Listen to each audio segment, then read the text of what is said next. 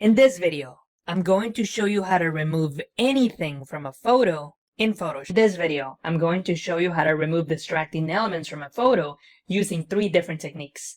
The first 2 techniques will help you with basic object removals, but with the third technique, we're really going to get our hands dirty and tackle a complicated task, but I'm going to divide it up into small digestible chunks so that you can follow along.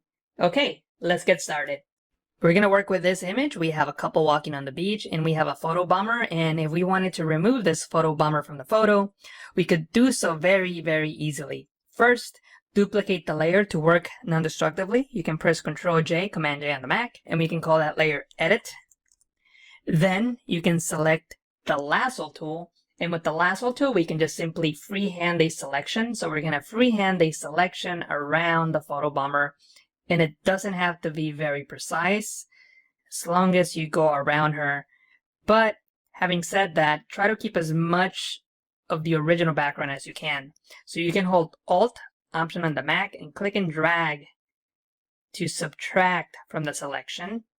And by the way, if you hold Shift, you add to the selection. And once again, Alt, Option on the Mac, and click and drag, you subtract from the selection.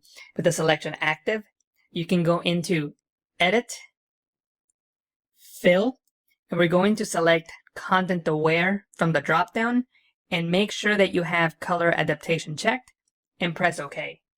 Then I'm going to press Ctrl D, Command D to deselect, and notice that almost like magic, Photoshop removes that photo bomber. And the way that the Content Aware technology works is by analyzing the pixels that are surrounding the selection. And it uses that information to generate the pixels that are going to go inside of that selection. So Photoshop does a great job in guessing what will be behind this person. And this technique works best with a simple background like the one we have in this example. So that's before and after. And by the way, if you're interested to find out more about the Content Aware technology, I made a series of videos dealing with all the different tools that use Content Aware, including the Content Aware Fill. If you're interested in watching that series, I'll post a link down below in the description. So for the next example, we're going to use this image here of Venice, and I'm going to zoom in. And what we want to do is remove this group of people that are sitting here.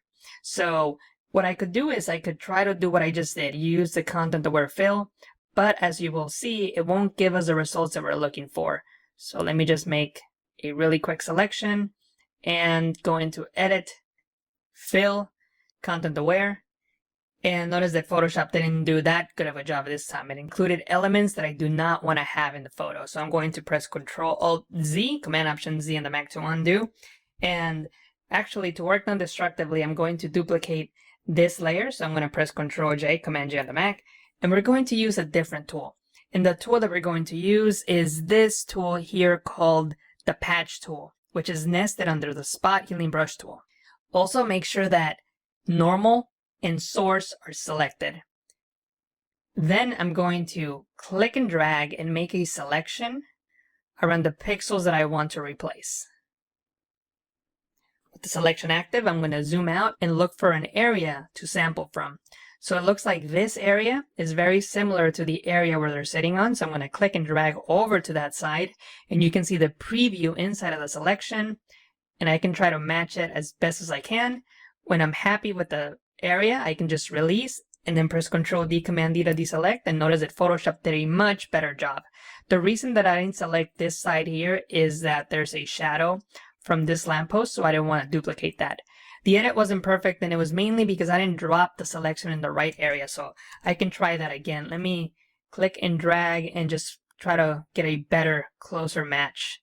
So maybe something like that. Control D, Command D to deselect. So that looks much better. The bricks align better. There's issues like this area here, but we could easily fix these issues by just using the Patch tool on those specific areas.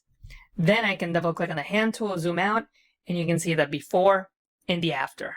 Another tool that I want to show you before we move on into the more complicated example is the Clone Stamp tool, which simply allows you to paint in duplicate pixels from another area. So with that tool selected, I'm going to zoom in and create a new layer to work non-destructively.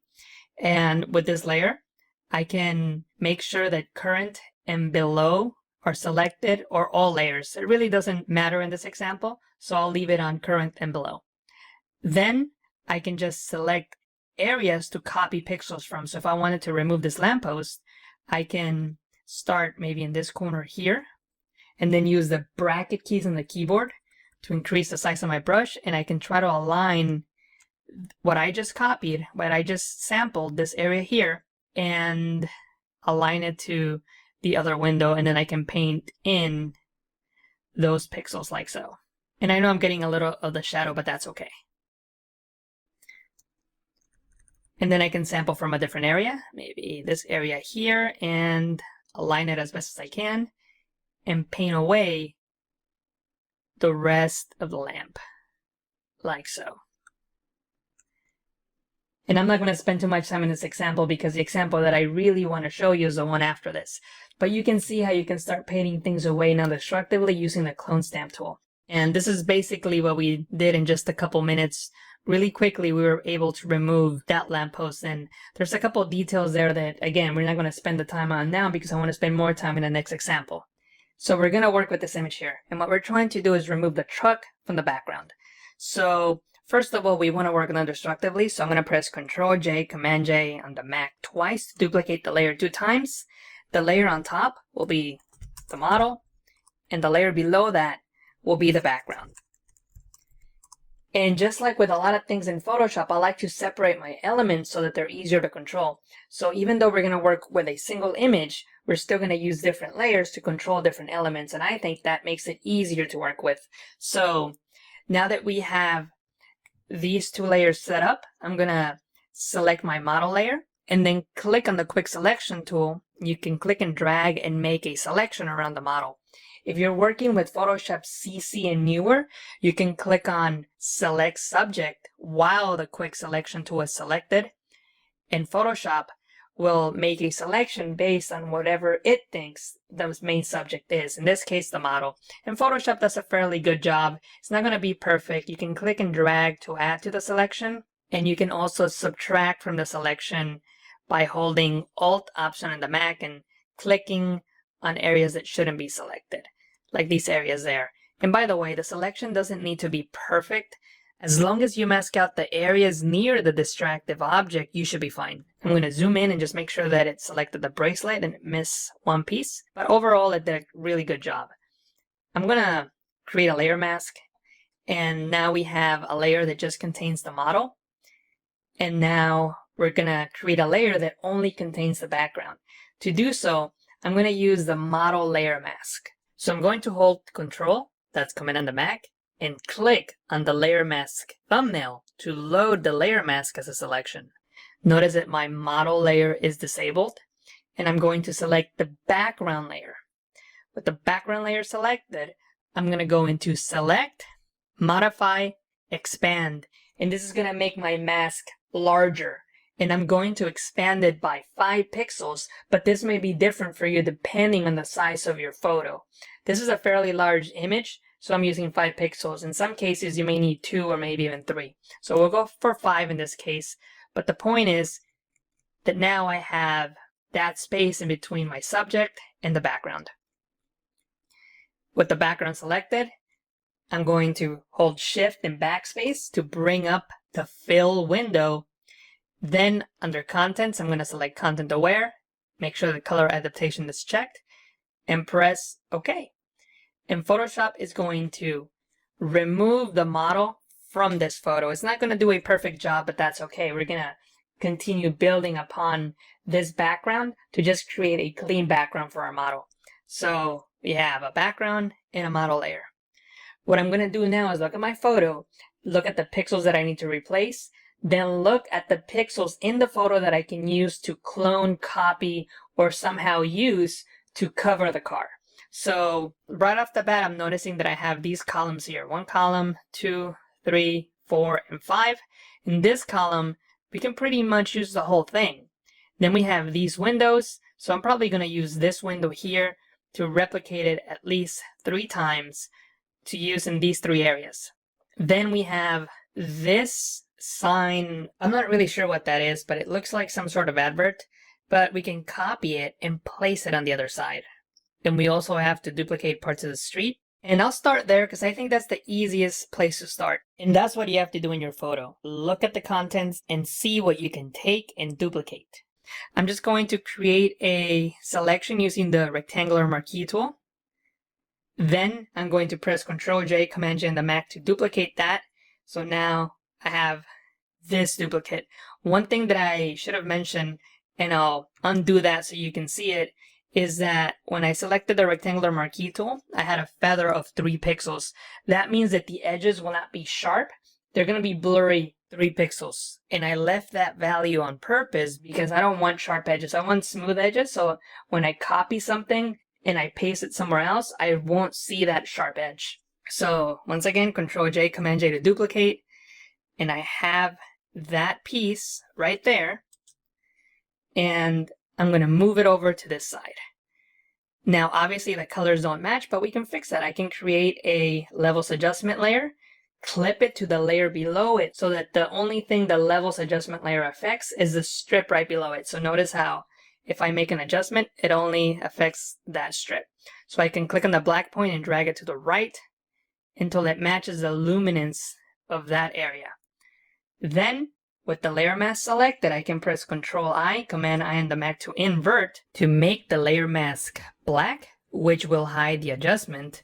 Then with the brush tool selected, you can paint with white to reveal the effect only in certain areas. Then I can select both layers. If I hold Shift and click on both layers, it selects them. Ctrl E, Command E on the Mac to merge into one layer. So now I can simply use the Move tool, click and drag to the right to duplicate as I hold Alt. So when you hold Alt and you have the Move tool selected and you drag something, you will drag a duplicate. I'm going to hold Shift, click on the top and bottom layer to select them all. Then I'm going to press Ctrl E, Command E on the Mac to merge the 3 layers into one. Then I'm going to create a layer mask and paint with black in these areas to reveal the original background. And if something needs to be a little bit darker, like this area here, you can do what we did earlier, create a levels adjustment layer, make sure that it's clipped, and just make it darker. Then select the layer mask, Ctrl I, Command I to invert, and paint with white on the layer mask to reveal that effect in that area. Remember, layer mask, hide and reveal pixels. Black hides and white reveals. With an adjustment layer, you're hiding the adjustment or revealing it. So we're painting with white to reveal that adjustment. In this tutorial, I don't need multiple layers, so I'm going to merge down by pressing Ctrl E. So now it's one layer, and that's good. Now we're going to work on the windows, and there's something I want to show you. First, we're going to create a new layer. Then select the clone stamp tool and we can copy this window. But watch what happens. If I hold Alt, Option on the Mac and click, it will set a clone source. That means that that's the area that we're going to copy pixels from. And when you paint, it creates an exact copy as you would expect. But we can actually change how the clone stamp tool copies pixels. We can invert those pixels horizontally, vertically, scale them, and do all sorts of things. And let me show you what I mean by that. If you go into Window, Clone Source, you can click on this button here to flip the clone horizontally. So that means that if I come in here and hold Alt, Option on the Mac, and click to sample from that point, notice how now it inverts it horizontally and I can paint horizontally. And you can see the target. That's where I'm sampling from, that little plus X icon that's moving along the paintbrush. Notice that if I go right, it moves left. If I move left, it goes right. That is because Photoshop is inverting the sample source horizontally, so it allows me to just paint in horizontally like so. I'm going to double click on the hand tool. So that's before and after. What I'm going to do now is zoom in here and continue working on this area. I'm going to disable the flip, make the clone stamp tool smaller by tapping on the left bracket key on the keyboard, and I'm just going to make sure that everything here looks right. And obviously when you're working on your image, spend a little more time working on the details. So there we go. That's before and after. What I can do now is make a copy of this area here. Edit, copy merge, edit, paste, and just move it to the right about here. And I can just merge these two onto a layer. So we have one layer there. And let me zoom in, and I'm going to select the clone stamp tool, and I'm going to use it to fix this middle column. So I'm going to sample from the column next to it by holding Alt, clicking, and then start painting on the other side. And remember that it doesn't need to be perfect because some of these areas are going to be covered by the model. See? And I'm going to drag the Windows layer below the road layer. That way the road helps cover some of those pixels. So actually, you know what I'll do is I'm just going to select both these layers and just press Ctrl E, Command E on the Mac just to put them on one single layer. Now I'll work on the sidewalk. So I'll hold Alt and click to sample from this area and then paint away these imperfections. And I'm going fairly fast just to try to get through all of it in a reasonable amount of time. So you can see that how it's starting to look much, much better already. And for this part, I'm just going to duplicate this area. So I'm going to select it with the rectangular marquee tool. And I'm holding Shift to add to the selection. And then go into Edit, Copy Merge, Edit, and Paste. And move this over to the other side. Bring down the opacity. And then move it left and right accordingly using the arrow keys on the keyboard. Increase the opacity into 100%. And hold Alt Option on the Mac, and it goes away. So when you hold Alt Option on the Mac and create a new layer mask, the layer mask becomes black, so it hides all the contents. Then you can select the brush tool and paint with white when you want to reveal those areas, like so. Just don't want to reveal the entire layer, just certain areas. I think it looks better. I'm going to merge all the layers together, so I'll hold Shift, click on them to select them. When they're selected, I'll press Ctrl E to merge them into one layer. Now let's focus on the remaining pillars. That is a very simple job. We can simply select pixels to clone from and continue cloning. It's just a repetitive task. I'm not going to spend too much time and be perfect. You can be perfect on your images, but you can see that even going fairly quickly here, I'm getting really good results. And I'm sampling from that area and then just cloning in pixels like so. I'm going to zoom out, and it looks like I missed one piece right here. And when I do this type of work, usually I have my left hand on the Alt key, and I'm sampling from many different places and painting. So it's before and after. This is what it looks like without the model. And what I'm going to do now is merge this layer onto the layer below. So now we have just a single background layer. And notice how the reflections keep repeating themselves. One thing that you can do to fix a problem like this is to select the clone stamp tool and just copy areas and paint over the areas that are obvious that are repeating, like in this panel here. And again, in your image, spend a little more time duplicating things and seeing what pixels repeat and just get rid of those. But in this tutorial, I'm not going to spend too much time on that. So I'm going to zoom out, and now we're going to work on the layer mask or the model layer. But before we do that, we need to remember where the car was. And it was in this area here.